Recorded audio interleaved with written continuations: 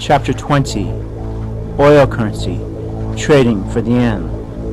A quart of wheat for a denarius, and 3 quarts of barley for a denarius, and do not damage the oil and the wine. Revelation 6:6. Oil currency is the exchange rate for the end of time. The end times were put into motion over a century ago, when oil became a major means of influencing the world's currency. For prior to that, the major means of influencing the world's currency was through war, and now the world powers have 2 means of influencing the world's economy. And what is the world's major currency? It is still the US dollar, which accounts for 2/3 of all of the world's exchange reserves, more than 80% of all foreign exchange transactions, and over 50% of all world imports are exchanged in US dollars. Because of the world exchange currency in US dollars, our government and nation can essentially produce paper currency and receive imports at almost no cost. Our US dollar has little equitable financial backing, except for the fact that it is the currency by which foreign trade is conducted. This is reflected in the fact that the value of our imports greatly exceeds the value of our exports. In fact, just last year, the economic value of our imports was worth more than 50% of our export value. The major objective of bringing the euro, E4 in times, into the market was to turn the euro into reserve currency in order to compete against the US dollar. And the major means of allowing other countries to compete against the US dollar was the ability for them to convert the exchange currency of oil from US dollars to euros. By forcing oil currency into euros, the US, the #1 importer of oil, would be forced to exchange US dollars into euros, and due to the loss of exchange value, this would cause a domino effect on the trade value of the US dollar. Conservative estimates suggest that a conversion to euros would decrease the dollar value by more than 40%. Ultimately, this would lead to a major crash of the US property and stock markets, thus spiraling the US into a major depression. And in fact, in November of 2000, Saddam Hussein decided to attack the US economy in retaliation for Desert Storm and subsequent trade embargoes by converting Iraq's oil exchange into euros. This caused a significant decrease in the US dollar exchange rate, and OPEC was threatening to follow in suit. Because we could not control a regime like Iraq economically, our government decided to use alternative means to control their oil currency: military force.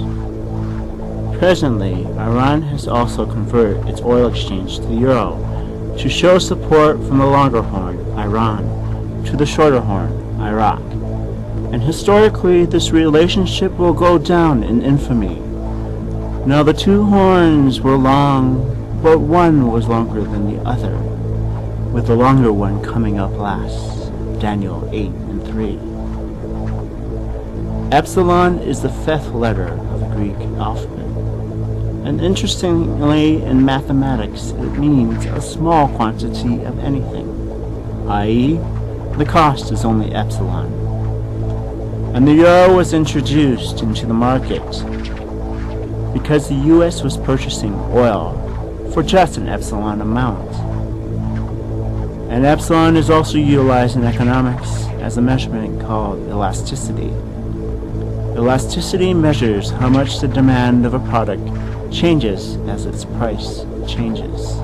For example, oil economically has a low elasticity because the economy requires oil regardless of its price. And due to oil's low elasticity, the oil industry can increase the price of oil or increase their profit margin at will, because the public always has a high demand for its product.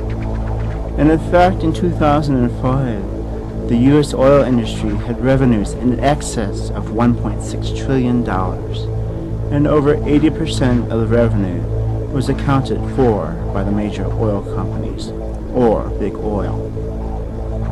Oil currency is the reason for military and economic force. For those of you who doubt the effect that oil has on the world and what seductive powers it has over our leaders, here is a brief history lesson.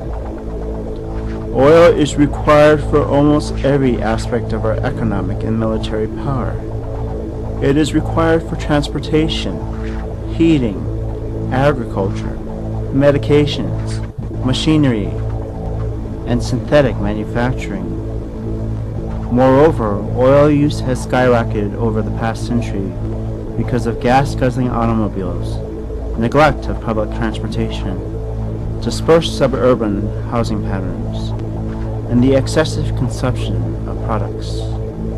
At present, the world is consuming 80 million barrels of oil daily.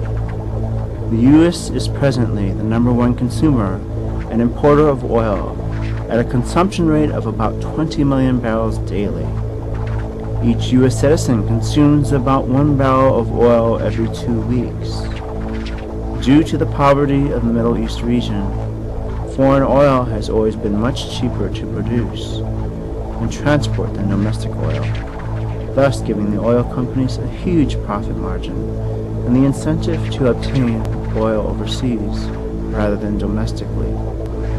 The U.S. government has tried in the past to control oil supplies independently, but due to the opposition of the private sector, it has never been able to do so. Because of that, the government is largely controlled by the interests of the private oil companies, most notably the Seven Sisters, Exxon, Mobil, Chevron, Texaco, Gulf Oil, British Petroleum, and Shell. Of principal concern to these companies is maintaining the security and stability of the Middle Eastern region. As we know, this is often entailed using covert and blatantly militaristic schemes to ensure control of certain countries, namely Iraq, Iran, Afghanistan, and Kuwait.